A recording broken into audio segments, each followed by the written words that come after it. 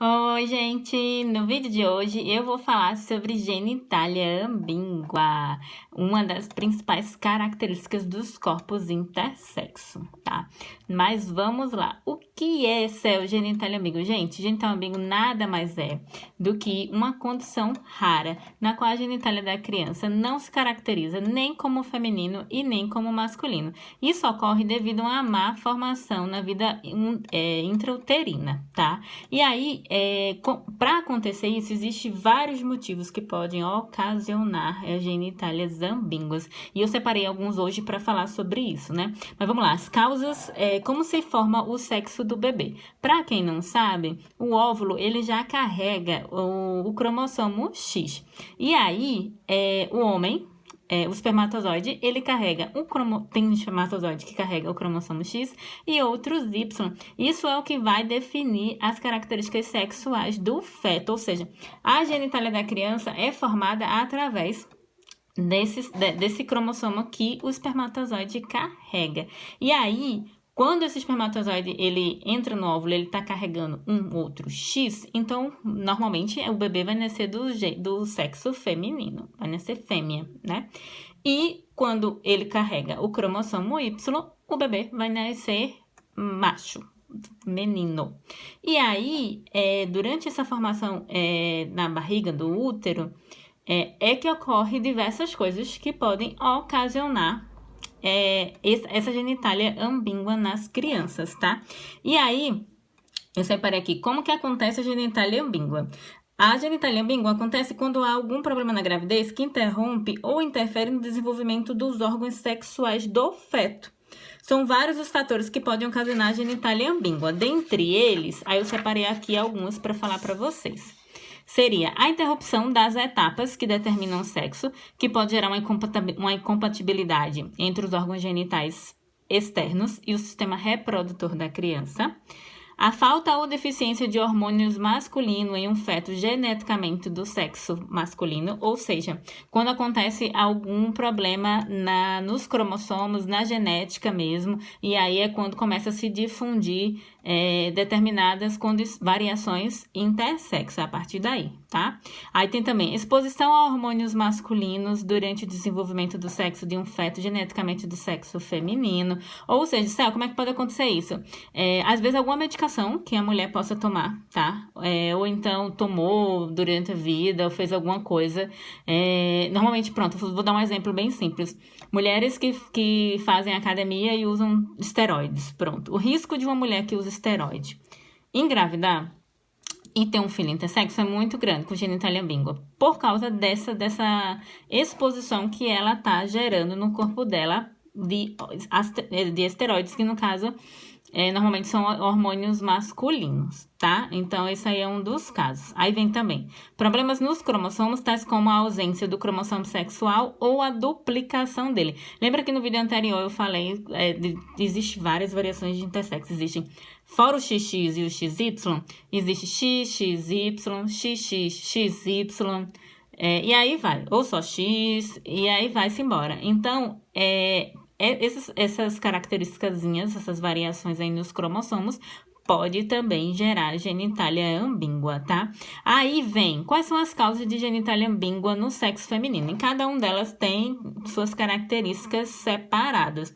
E aí vem, como a primeira causa, a hiperplasia adrenal congênita, que é a minha variação genética, tá? Eu sou CPY21 hidroxilase, que na hiperplasia existem várias categorias, então a minha é essa. E aí, causa genital ambíguo no bebê, tá? Aí tem também que, na verdade, a hiperplasia adrenal congênita, né, é uma condição em que o corpo fabrica uma quantidade maior de hormônios masculinos, andrógenos. Ou seja, como o feto ele fica exposto a essa grande quantidade de hormônio masculino, o clitóris ele tende a virilizar, tá? E daqui a pouco eu vou mostrar algumas fotos de genitálias virilizadas, tá bom? E aí a gente vai.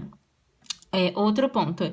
Exposição pré-natal a hormônios masculinos através de certos medicamentos, que inclui, por exemplo, progesterona. Gente, tem que ter muito cuidado quando estiver grávida. Não é tomar qualquer tipo de remédio, não é estar tomando isso ou aquilo. Tem que ser muito, porque qualquer coisa afeta diretamente o feto, tá? E aí vem tumores na mãe, raramente também pode ocasionar o problema. Então, tumores às vezes no ovário, tumores no útero ou qualquer outro tipo de tumor na área reprodutiva. Aí agora a gente vem causas de genitália ambígua em fetos geneticamente masculinos. A gente tem dificuldade para o testículo se desenvolver devido a anomalias genéticas ou causas não identificadas. Hiperplasia adrenal congênita pode acontecer também. Síndrome de insensibilidade androgênica, tem ela parcial e ela total. Anormalidades com os testículos ou com a produção de testosterona e problemas enzimáticos. Então, para vocês verem, são várias coisas que podem ocasionar um bebê nascer com a genitália ambígua, tá? E aí, eu trouxe aqui algumas imagens que eu peguei na internet de ilustração, não podia ser fotos reais, porque eu acredito que o vídeo não cairia talvez, né? E aí eu trouxe para mostrar para vocês, existe ainda esse século um cientista chamado Prader. Ele definiu em 5 categorias como é as genitálias ambíguas das crianças. E aí eu trouxe essas 5 variações para falar um pouquinho, para explicar para vocês e a gente conversa, mas vamos lá. A primeira que eu trouxe, ela é a genitália típica de uma criança, como é, né? Tipo, sem alteração, sem ser intersexo. E aí a gente pode ver aqui, ó, clitóris, uretra e vagina, pequenos lábios e grandes lábios, tá?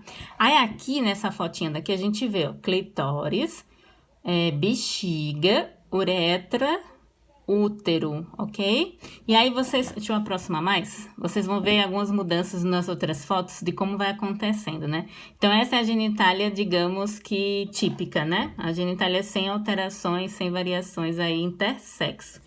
A segunda, vocês já notam um aumento do clitóris, tá vendo aqui, ó? Um aumento do clitóris. Esse Prader número 1, esse é o Prader 1, como você pode ver aqui. O que acontece de diferente da genitália típica anterior, que eu mostrei? Apenas o aumento do clitóris, nada mais que isso, tá? Mas você vê que a uretra continua no mesmo lugar, a vagina, introito vaginal aqui, pequenos lábios e grandes lábios. Aqui, ó, o aumentozinho, tá vendo? Aumento do clitóris. E aqui, gente, vocês já vão começar a perceber na partir das outras fotos que começa a mudar aqui, ó, uretra e vagina, tá? Bexiga e útero.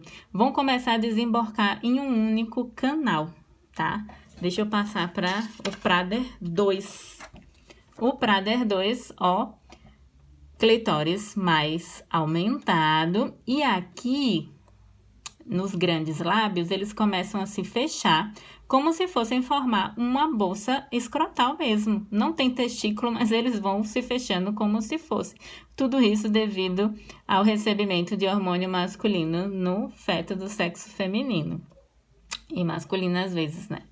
E aí, ó, tá vendo? Aí aqui, ó, você já começa a ver que a uretra tá bem pouquinha e a vagina aqui, ó, só que semi-fechada já, tá vendo? Aqui, ó, o clitóris super maior. E aqui, vocês estão vendo, como eu falei, ó, a vagina e a bexiga começam a desembocar num único canal, tá? Elas ficam, tipo, muito pertinho dos dois buraquinhos, diferente de uma vulva típica. Agora, vamos pro outro, Prader 3. Ó, Prader 3, aqui tá totalmente, ó, já fechado aqui, tá vendo, ó? Os grandes lábios já fecharam.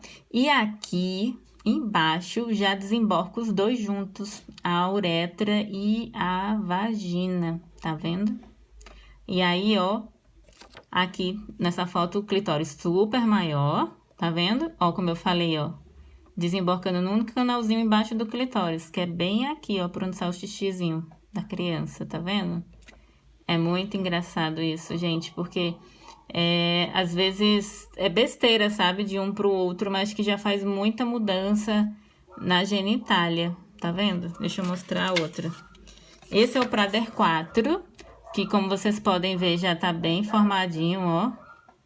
Bem formado aqui, o clitóris bem grande, tá vendo? Aí tem aqui também, ó, nessa outra foto, o clitóris bem maior. E também aqui, ó, desembarcando no canal só, o útero e uretra, tá vendo? Aqui a bexiga, ó, desembarcam embaixo do clitóris, estão vendo? Agora a gente vai para Prader 5, que é o último. Aqui totalmente fechado também os grandes lábios. E aqui nesse, o interessante é que a uretra, ela já desemboca no clitóris, ó. Aqui o útero, aqui a bexiga e ó os dois ductos, ó. Isso aqui se chama seio urogenital alto, tá? E aí é quando desemboca aqui. Então, o que que acontece? Quando a criança nasce com Prader do número 1, não é feito cirurgia normalmente. Dizem que com o uso de hormônios, o clitóris ele tende a reduzir. Porém, a partir de Prader 2 e a partir de Prader 3, 4 e 5, já são feitas essas cirurgias que são iguais às cirurgias de resignação sexual que mulheres trans fazem. Ou seja, gente, é muito tenso. Nesse Prader 5 mesmo, vocês veem o útero genital super alto, né? Desembarcando aqui, que nem um menino mesmo, na genitália. Mesmo que a criança seja XX, tá? E aí, o que que acontece? Eles abrem aqui. Aí, disseca esse corpo cavernoso todinho. Abre. Reduz essa uretra aqui, ó, pra poder botar a uretra aqui pra baixo, tá vendo? Tipo, bem pra virar menina mesmo. E aí, essa cirurgia, gente, ela dá maior problema. A maioria das crianças que fazem essa cirurgia, elas desenvolvem ao longo da vida infecção urinária. Então, você imagina você ter o resto da sua vida infecção urinária. Gente, isso ninguém merece. Além de dor, além de cicatrizes, além de N problemas. Aí, o que que acontece? Eles abrem, disseca, reduz, bababá, para deixar a vulva da criança bem típica, igual uma vulva de uma criança sem ser intersexo. Mas, gente, a desculpa deles é o seguinte: a gente vai fazer a cirurgia porque não queremos que a criança cresça com trauma, ou que ela se lembre, e não sei o que, e não sei o que lá. Só que, bom, existem pesquisas que já comprovam que essas cirurgias feitas na infância, elas trazem N problemas físicos para quem realizou esse tipo de cirurgias. Não só, gente, não só danos físicos ali, mas tipo psicológicos, tá? Não existe nenhum adulto que hoje chegue para dizer: eu queria realmente ter feito a cirurgia na infância. Não, você foi alienado, porque o que os hospitais fazem, os grupos de endocrinologia, de psicologia e de urogineco, o que é que eles fazem? Eles fazem uma lavagem cerebral psicológica nos pais. Eles fazem uma lavagem psicológica nas crianças e no decorrer do crescimento dessas crianças. Para os pais, normalmente eles dizem: você tem que operar, senão a criança vai morrer. Você tem que operar, senão a criança vai sofrer bullying. Você tem que operar, senão a criança não vai ser feliz. E você tem que operar para a criança não crescer com traumas. Mas, meu amor, trauma é uma coisa que está ligado diretamente às cirurgias, tá? Pessoas não operadas, elas são muito mais felizes, tá certo? Elas são felizes, na verdade, porque elas puderam decidir sobre seus próprios corpos. Elas puderam escolher se elas queriam operar ou não, tá? Uma cirurgia de resignação sexual numa criança, isso é você tentar definir o gênero dela. Meu amor, gênero é algo que a gente só se identifica quando a gente tá grande, quando a gente tá adulto. Aí a gente escolhe, ó, eu quero ser do gênero feminino, eu quero ser do gênero masculino, ou eu quero ser uma pessoa não binária, ou sei lá o quê. Então, não cabe a um médico, um pai e uma mãe fazer esses tipos de cirurgia, tá? Esses tipos de cirurgias são bem complicadas, elas trazem muitos problemas. Além de infecção urinária constante, elas trazem também a questão lá que eu falei no outro vídeo, né? Que eles normalmente abrem a vagina da criança, porque é uma cirurgia real de resignação sexual. E o que é que acontece? Ficam introduzindo moldens, ou seja, gente, isso é um estupro. Você permite que um médico estupre a sua filha fazendo esse tipo de coisa. Então, tá totalmente errado isso, tá? E aí, fora vários outros problemas, perca de sensibilidade, porque nesse caso ele disseca toda a parte externa do clitóris, toda essa parte aqui, ó, deixa eu mostrar. Toda essa parte aqui, ele vai dissecar todinha, não vai sobrar nada. Aí ele faz um recorte aqui na pontinha da glande e costura aqui para tentar ficar assim, ó. Para tentar ficar com aspecto normal, mas não fica, sabe? Normal porque eles chamam de normal, né? Porque para mim normal é a vulva da criança comum, ela tem que nascer e nasce, pronto. E aí, esses traumas, eles são totalmente reais, acontecem, entendeu? Então é isso. Não há necessidade de você tentar implementar uma endossexualidade na sua criança, já que a criança cresce e escolhe se ela, o que é que ela vai querer ser. Então, qual é o melhor conselho hoje da comunidade intersexo e dos hospitais que são sensatos? É esperar a criança crescer, é esperar a criança ter suas escolhas, é esperar ela realmente saber o que ela quer para a vida dela, tá?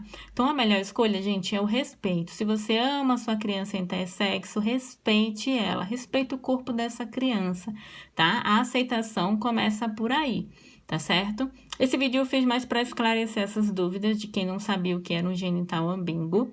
Quem tiver mais alguma dúvida, pode mandar mensagem para mim que eu respondo com muito carinho, tá bom? Um cheiro grande para todo mundo e um beijo.